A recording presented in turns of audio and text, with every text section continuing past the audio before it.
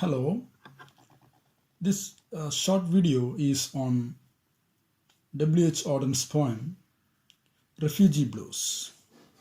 This poem is included in the degree syllabus of Calicut University, and the short video is a brief outline to the poem Refugee Blues by Auden. And as we know, he is a writer with some social commitment, and he is one of the few left-wing writers in the early part of 20th century. He has been so anti-romantic in his treatment of his poems, and he was keeping a very clinical and objective attitude. He did not romanticize. He was not that lyrical in his writing, not subjective. He was slightly objective, and he was looking for very realistic precision in his writings. And he is included among the pink poets, as Roy Campbell would call them.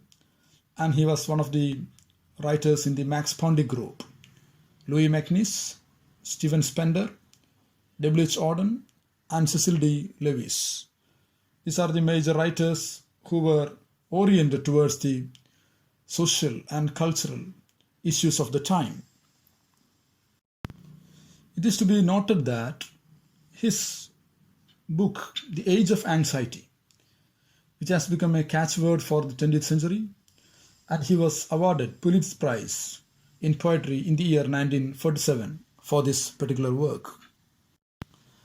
When we come to this poem, Refugee Blues, this was written in the year 1937, and this poem is a beautiful description of the condition of refugees across the globe in general, and the Jewish refugees during the period of Nazi Germany.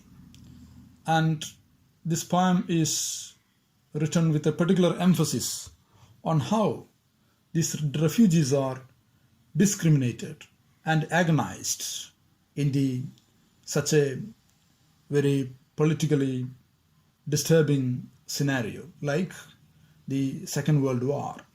During the Second World War, Jews were forced to flee, they are persecuted, and they are put to different kinds of tortures, violences in Germany, and Jews were unable to secure asylum anywhere in the world. So in this backdrop, this poem raises questions about borders, isolation, loneliness, alienation, and exile. The universal appeal of the poem is in its beautiful depiction of the trauma and pain of being forced to leave home, being homeless in homeland, and of being unable to find a proper place of safety, solace, and security in a violent and traumatically uncertain world. When we come to the title of the poem, refugee is a person who is forced to leave his own country in order to escape war or persecution or any disasters. In the contemporary scenario, we have nature disaster, and we have exiles and refugees from climatic trauma and disasters of the sort. So the word refugee implies in the poem, it implies to a person or a group of people attempting to escape their country. And here the country is Nazi Germany in its particular context. And they are not able to face the reality. And they can't leave their country also because they don't have the passport and such necessary requirements. And the word blues in the particular context refers to the song. So this is a melancholic representation of poetic representation of the condition of such refugees. So the plaintive tone of the poem becomes one of the beautiful representation of the trauma of the people. When we come to the lines of the poem, we can read, "Say this city has 10 million souls. Some are living in mansions. Some are living in holes. Yet there is no place for us, my dear. Yet there is no place for us." We know this poem opens with a situation when the speaker is trapped in a very traumatic position. He is in an unnamed city, or she is in an unnamed city, and the city is enormous. 10 million people live there. And the speaker emphasizes the fact that some of them are wealthy, some of them are poor, and he repeats it. And this repetition itself is suggestive of the routine, the meaninglessness, recurrence of their life. So the line is carefully constructed to emphasize the difference between the rich and the poor and the meaninglessness, rhythmical repetition in their automatic, habituated life. The speaker says, "Once we had a country and we thought it fair. Look in the atlas and you will find it there. We cannot go there now, my dear. We cannot go there now. In the village churchyard there grows an old yew. Every spring it blossoms anew. All the passports can't do that, my dear. All the passports can't do that." So here the notion of the homelessness, especially, it is so bitter because the speaker once had a home, a country that the refugees thought very fair. In other words, the house they kept once was so beautiful, safe, and now the country still exists. One can find it on the map, on the atlas, but they can't return. He says, "We cannot go there now, my dear. It is no longer safe for them anymore." So this poem, as we find in the very opening itself, has a very unusual and idiosyncratic form. And the form of the poem is designed in a way to convey the difficult, the alienating, frustrating experience of being a refugee. The irregular meter, the irregularity in the meter, the shifting length of lines quite unpredictably, it shows the idea that the speaker has no solid ground to stand on. So the unsteady aspect of their life is beautifully suggested in the unsteady nature of the rhythm and meter.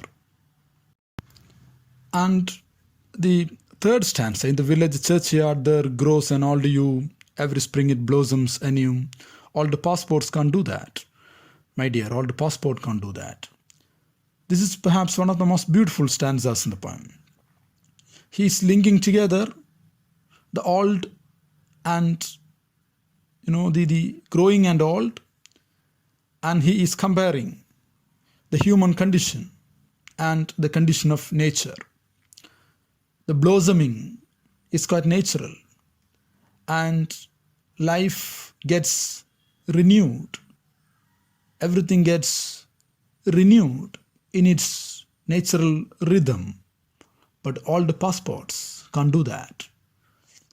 So the helplessness of the people in this kind of existence, refugees, is reiterated. It is emphasized.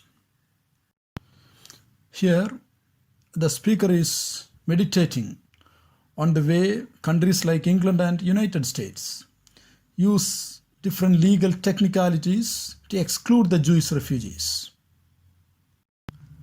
And this point is given in the stanza, the council banged the table and said, if you have got no passport, you are officially dead.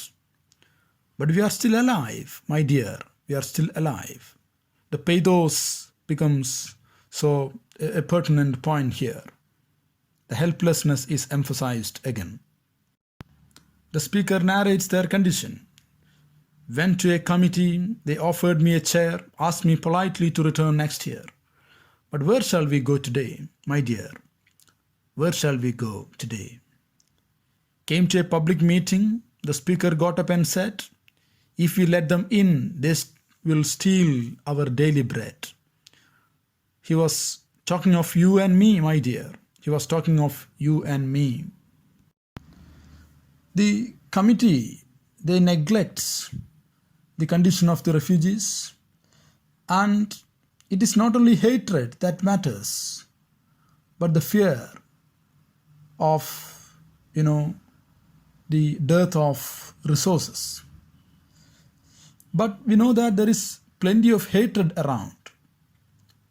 In lines around 16 and 18, the speaker describes a public meeting, a political rally, where a politician warns against admitting Jewish refugees, saying if we let them in, they will steal our daily bread. So daily bread is a symbol for the economic basic needs, provisions, economic prosperity of the country.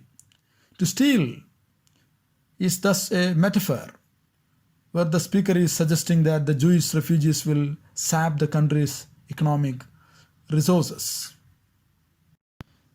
We should keep in mind the fact that the poem was written during the Great Depression, a time when people were suffering from serious issues, disruptions in the global economy.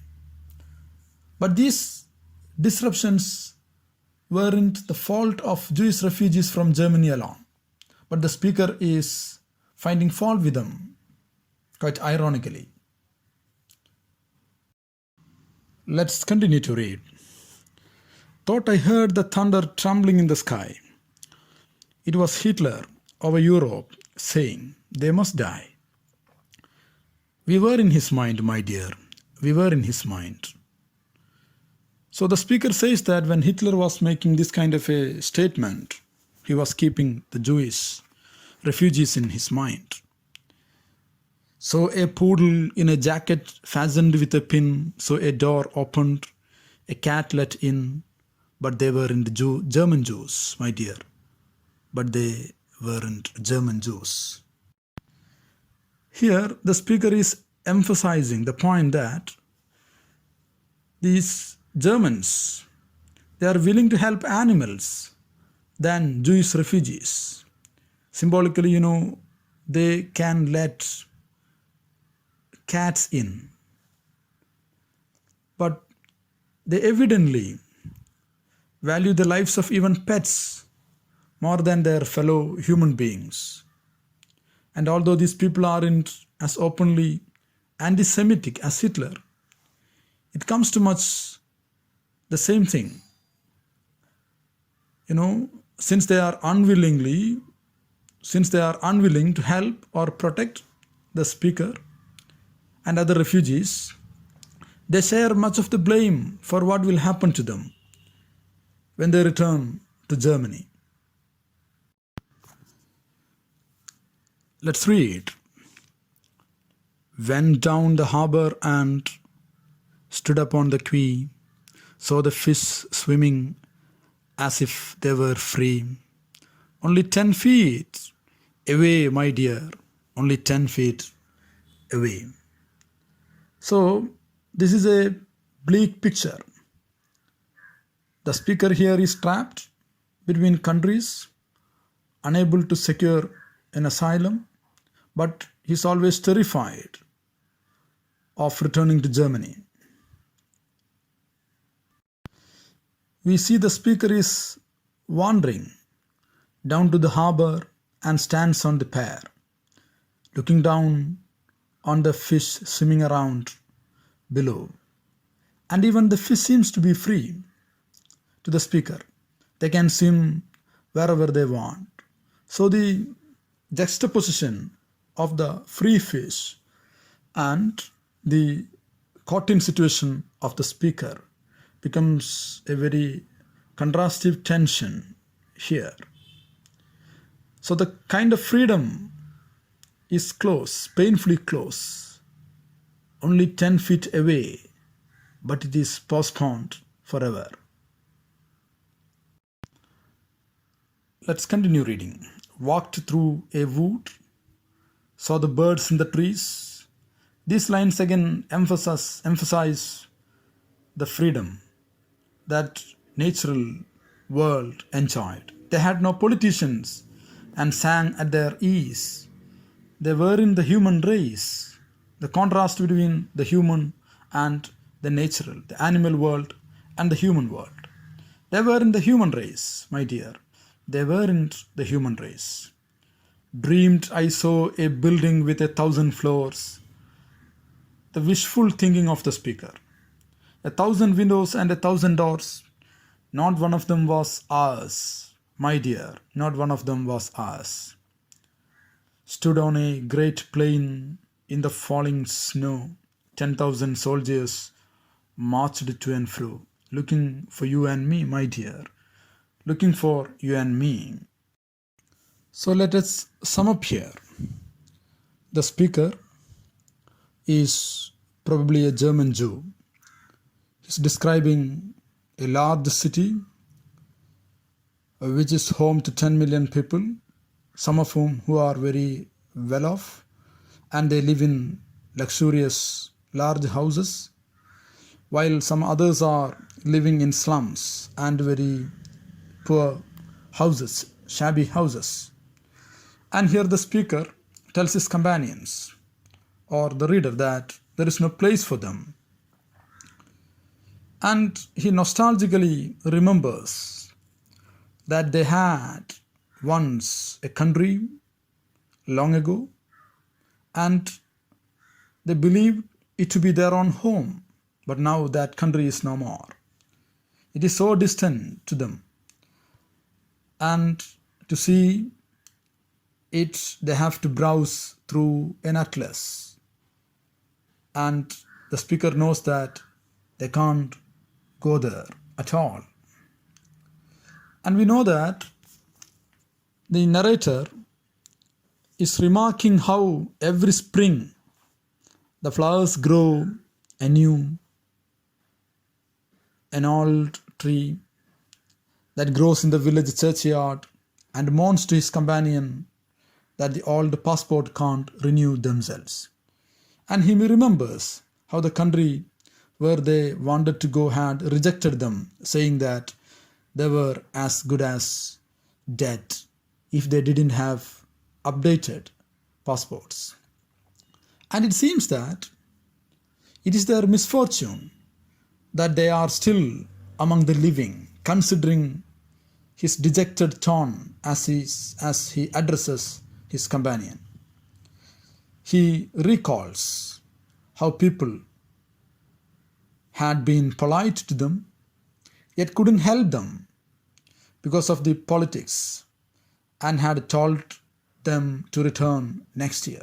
Recalling a public meeting that he had attended, the speaker remembers that a person had accused them of trying to steal away their livelihood and by draining their resource and upsetting their economic fabric.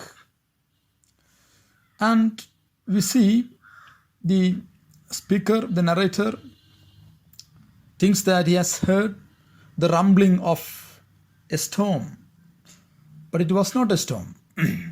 It turned out to be a voice from Hitler sentencing them to death.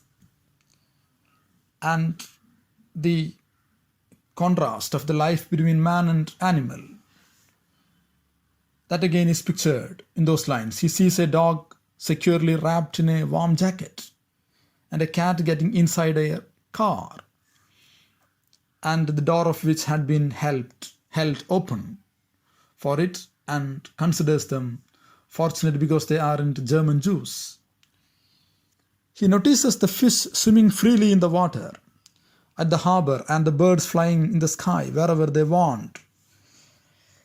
When he goes to the woods, he sees all these beautiful pictures. He marvels at them for not having any politicians and wars, as they were not human beings. So the contrast between the animal world and the human world reiterates the dramatic ambience of the poem. He tells us that, or he tells his companion or the reader, that he had a dream one day in which he saw a magnificent building which could accommodate 1,000 people, yet there was no place for them in it anywhere. He remembers how, when he stood on the plains, war plains, and looked through the falling snow, he could see 1,000 soldiers marching towards them, looking for the Jews to kill them. So the poem is beautifully presenting the helplessness of the refugees in general and the refugees in Germany in particular. So the poem is a very brief, pretty, accurate description of the situation of the Jews under the Hitler's regime and the refugees in general across the globe. And this universality of the poem is in its depiction of the people, the plight of people in general, fellow humans, and the indirect appeal to show compassion for humanity, irrespective of the community, is to be taken as the one of the dominant themes of the poem. The author, Auden, is trying to gain sympathy and compassion for the Jews and the refugees in general. He blames soldiers for their brutality and inhumanity as they killed the innocent people. The poet also strongly suggests that the countries that turn the speaker away share a good deal of the blame and responsibility. They had the power to save speaker and failed to do so. So this is the communist affiliation of the poet, the socialist affiliation of the poet. That's why in the beginning I told you Auden is one of the few left-wing writers of the time. He shows the human nature of Jews and how they wished to be free and safe, like the human beings in general. Now, when we look at the features from an examination point of view, we know the tone of the poem is melancholic and stifling. The depressing and devastating ambience in the backdrop is giving the poem a very plaintive tone and a melancholic note. The dire plight of the Jews is presented in stark contrast with the free and the less traumatized world as it is typically presented in images from plant world, animal world, and bird world. The poem abounds in imagery from natural world and the world of mechanical and technological world. You have the yew tree in the churchyard blossoming in every spring is a beautiful image. The thunder rumbling and the roaring, all these are images from nature that suits to the ambience of the poem. And at the beginning I told you the repetition in the line talks about the mechanical life, the uncertainty in the life of the people is suggested in the uncertainty of the rhyme and rhythm. And I suggest that you can go through the questions given here and try to answer them. Thank you.